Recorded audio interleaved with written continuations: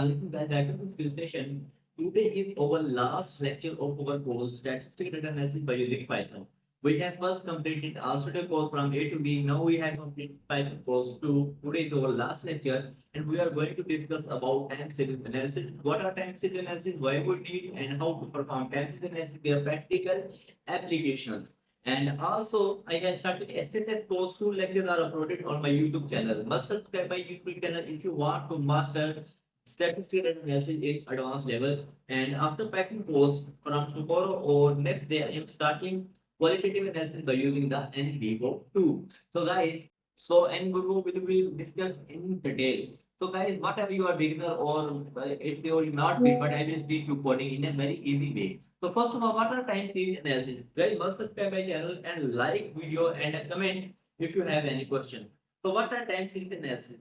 Basically, time series analysis is a method that is used to predict any opinion with the passage of time, like blood pressure after giving medicine, like weather forecast, growth of the plant. So these are basically time series analysis. Identify patterns, make forecasts of future values, component of time series analysis are trend, seasonality, cycling pattern, application, business and economics, for example, revenue, stock prices, etc. Healthcare, disease breakout like COVID, etc. And blood pressure, heart rate, finance, wealth. These are basically application of time series analysis. Now, how we can perform the time series analysis? First of all, I have opened my Jupyter notebook and working directly. First of all, I will import dataset. Import pipe install pandas. First of all, I will install package that is need to import dataset. Pipe install pandas. Now, import pandas as PD. Yes. Now, guys, I will write a script. PD dot read Excel bracket commas and ficus dot XLS bracket inverted commas close and a bracket close and run this script. Now you can see that we have import over data set guys. Guys must subscribe my channel and after learning data analysis you can also give services of the as a freelancer. So first of all, I will equal this complete script to the ficus because I want to give this script as a short name. So I have give. So now I will str my data set print print str my data set by ficus dot info bracket close close. Yes, run this script. Here you can see that our data set is str.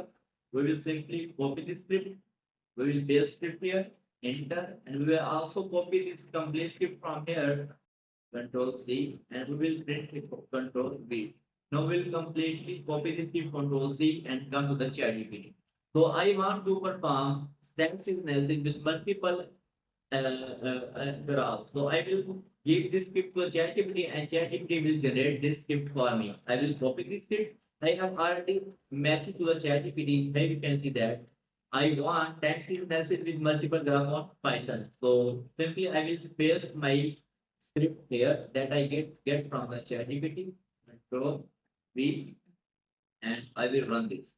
Now you can see that there will be some graphs that show the growth of the plant, sepal, and the petal length and with the passage of time. Basically, this is our time series analysis. Petal width over time, here you can see the petal width is increasing, then decreasing, then increasing. This is basically all the time series analysis. Petal length over time, here you can see that. Here sepal width, sepal length, rolling mean of features, so pattern length, here you can see the pattern trend with the passage over time. So guys, this is all about time series analysis. So now guys, how you can save this file, Python file? You will click on the file. Here you can click on new console, terminal, text file, markup file or Python file. You click on Python file. Now you can save this Jupyter notebook as a Python file. Okay. Number two, you can also save as a PDF. You will click on the file again. You will click on the file, click export notebook as a PDF. You will click it and can save as a markdown or PDF HTML as you want. Save notebook as you can also click here and you can also save as here.